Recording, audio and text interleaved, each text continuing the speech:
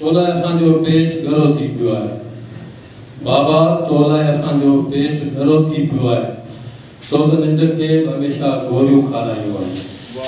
खुलियल अखियुनि सां आङुरियूं हरकत में आणे तो ॾींहुं राति उबता फुबता लीका पाए जिन हाफ़िज़नि जी निंड तो फिटायूं उनजी कूड़ी तशहीर जे बुत में सुयूं चोटियूं। बाबा तो पंहिंजे बब लाइ कंहिंजा खीसा त नाहिनि ताणिया। बाबा तो पंहिंजे बब लाइ कंहिंजा खीसा त नाहिनि ताणिया। तो त असांजे लोले मां टुकड़ा चोराए अदबी ज़ौक़ जी बुख मिटाइण जी कोशिश कई आहे। हू तोखे ताना था ॾियनि त तूं छा आहीं। हू तोखे ताना था ॾियनि त तूं छा आहीं। तूं त कुझु बि न आहीं, पर तूं जेको कुझु बि आहीं सो उन्हनि जी निड़ीअ में छो अटकी पियो आहीं। तूं त दरगाहनि ते वञी ॾेखाव वारी ख़ैरात जा हथ त नाहिनि खाधा। तो त दरगाहनि ते वञी ॾेखाव वारी ख़ैरात जा हथ त नाहिनि खाधा।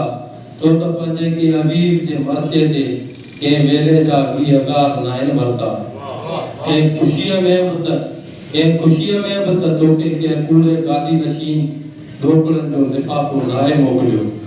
पोइ बि अंदर जी मुंझ जूं उल्टियूं तो मथां छो था उछलाइनि। पोइ बि अंदर जी मुंझ जूं उल्टियूं तो मथां छो था उछलाइनि। बाबा तूं चवंदो आहीं त इहे सभु मुंहिंजा पंहिंजा आहिनि। बाबा तूं चवंदो आहीं त इहे सभु मुंहिंजा पंहिंजा आहिनि। छा पंहिंजा साड़ में सड़ी पछ ते पंजनि ते उलरो कंदा आहिनि।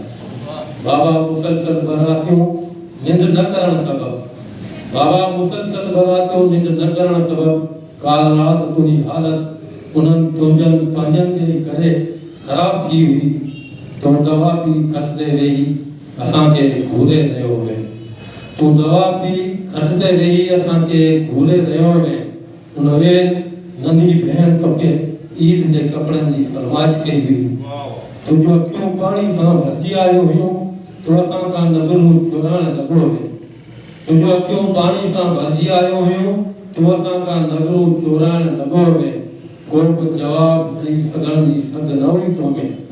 मूं सुबुह जो बिस्केटनि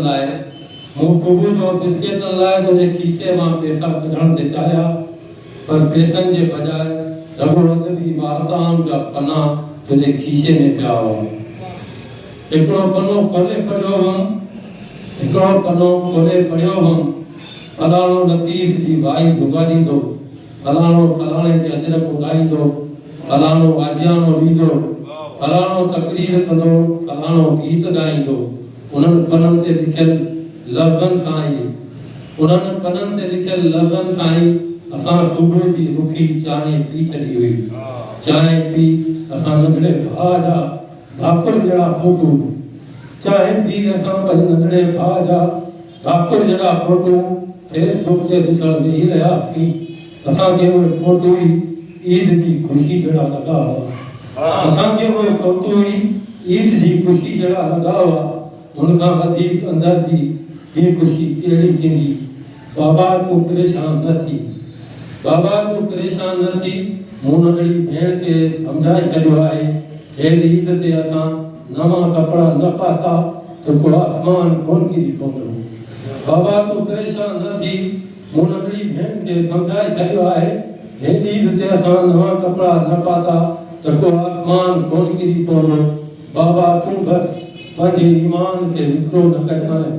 बाबा तूं बसि पंहिंजे ईमान खे विकिरो न कजांइ। तूं असांजो गुरूर आहीं। तूं ई ईद जी ईद आहीं। तूं ई असांजी ईद आहीं।